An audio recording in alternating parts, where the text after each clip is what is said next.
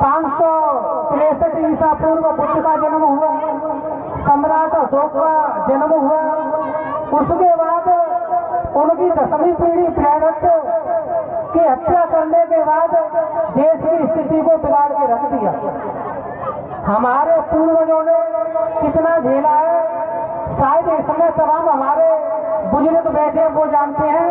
आज हमारी युवा पीढ़ी नहीं जानती है कि आज हम यहाँ आए हैं, इनमें किनका योगदान है।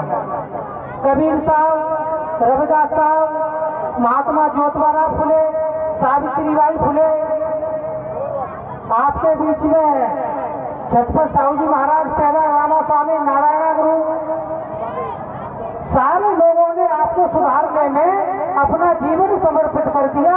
न वो खा सके न पी सके, उनकी अंतिम इच्छा थी कि समानता, स्वतंत्रता, बंधुता आने वाली पीढ़ी को मिले और वो प्रयत्न करते रहे, सुधार करते रहे। भाइयों बहनों, उपासकों उपासिकाओं, लेकिन हम उनके विचारों पर नहीं चल पाए।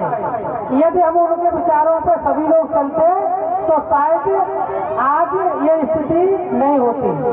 मैं आपसे कहना चाहूंगा, डॉक्टर भीमराव अंबेडकर, बाबा साहब, माता रमाबाई का त्याग डॉक्टर भीमराव अंबेडकर बाबा साहब के साथ नहीं होता तो शायद हम आप यहाँ नहीं होते। इसका कारण है कि मेरी बहनें बैठी हैं, भाई बैठे हैं, जब तक पति पत्नी का एक जैसा जोड़ा नहीं मिलता है तो मंजिल आसान नहीं कर पाता है, बीच में कहीं न कहीं गड़बड़ होता रहता है। तो मैं माता रमाबाई को नमन करता हूँ, महात्मा ज्योतिबा फुले। आप कहाँ शिक्षा आपको मिल रही थी? महात्मा ज्योतिबा फुले के साथ माता सावित्रीबाई फुले ने कितने कष्ट सहे, शिक्षा की शुरुआत की, लेकिन आपकी शिक्षा की देरी और ही कोई है।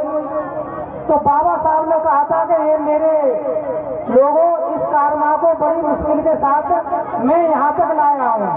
इस कारमां को आप पीछे आगे न बढ़ा सको तो पीछे मत लाना। आपके बीच में मानवर काशीराम साहब का जन्म हुआ। काशीराम साहब ने अथक प्रयासों से और लाखों हमारे बुजुर्गों के सहयोग से वाम से बनाई, DS4 बनाई, बहुजन समाज पार्टी बनाने का मौका मिला। बहुजन समाज पार्टी उत्तर प्रदेश में कार्य किया, पूरे देश में कार्य किया। कार्य के बाद जब 3 जून 1995 को आदरणीय बहन जी उत्तर प्रदेश की पहली बार मुख्यमंत्री बने, 97 में दूसरी बार बने, 2 में तीसरी बार बने और मान्यवर 6 में काशीराम साहब चले गए। काशीराम साहब के बाद आपने सबको समझा परखा, सर्व समाज का बहुत सहयोग मिला, हर समाज का सहयोग मिला। बहन जी को पूर्ण बहुमत की सरकार मिली।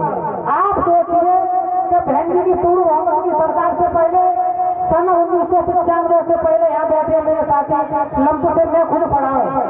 आज बहन जी ने ऐसा घर कौन सा है कि जिस गांव में घर में रोशनी नहीं है। शायद खरंजाओं पर क्या स्थिति होती थी आप जानो, ईंट खरंजा के चिटका के खरंजा होते थे। आज प्रत्येक गांव में RCC पहुंची है, बिजली पानी टंकी पहुंचा है। असली खुशी की बात यह है कि जब अखबारों में निकलता है कि आज मजदूर का बेटा IAS बना, ईंट फातने वाले का बच्चा IAS बना, एक ईंट फातने वाले का, एक मजदूरी करने के वाले का बच्चा एक DM बना, SP बना। यहाँ तक है कि हमारे लोग ठेकेदारी करते थे तो बड़े की ठेकेदारी ले लेते थे। आदरणीय बहन कुमारी मायावती जी की वजह से करोड़पति अरबपति आज हमारे बीच में ठेकेदार बने बैठे, वो माने या न माने।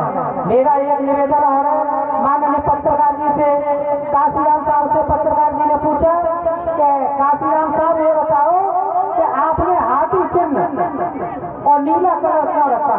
तो माननीय काशीराम साहब ने कहा कि ये बात डॉक्टर भीमराव अम्बेडकर बाबा साहब से पूछो। पत्रकार बोला कि बाबा साहब तो इस दुनिया में नहीं है, कि इसका जवाब बाबा साहब पर ही है। उनने क्या जवाब है? तो उन्होंने बताया कि बाबा साहब ने 1936 में अपनी पार्टी बनाई रिपब्लिकन, और पार्टी के MLA MP पूरे प्रदेश में थे। आगरा से 4 MLA थे, फिरोजाबाद से यादवेंद्र MLA थे और अलीगढ़ से MP थे। जब बाबा साहब 18 मार्च 1956 को आगरा आए तो बाबा साहब ने कहा कि मेरे भाइयों, इस बम्बू में तम्बू कौन लगाएगा? तम्बू में बम्बू का मतलब था कि कि अपने यहाँ चांदनी चलती थी तो चांदनी में पीछे बांस लगता था और रस्सी से बनती थी, तो उन्होंने कहा कि बहुजन समाज पार्टी ऐसी वो आरपीआई पार्टी थी तो काशी बाबा साहब के जाने के बाद खत्म हो गई थी। बीपी मौर्य आए, उन्होंने मैं मुखिया बनूंगा, बीपी मौर्य मुखिया बने, वो समाप्त हो गए। उसके बाद काशीराम साहब ने लाए, तो आज शोक सम्मान, मान सम्मान, स्वाभिमान सारा सुरक्षित है। तो बहुजन समाज पार्टी की वजह से आज हमारे नीला अंगोछा पहन करके भाई कुछ बात कहने लगती है, उनके पिता भाई का भी सहयोग हमारे साथ रहा है, उनका भी एहसान है, तो उनसे सावधान है। जय भीम,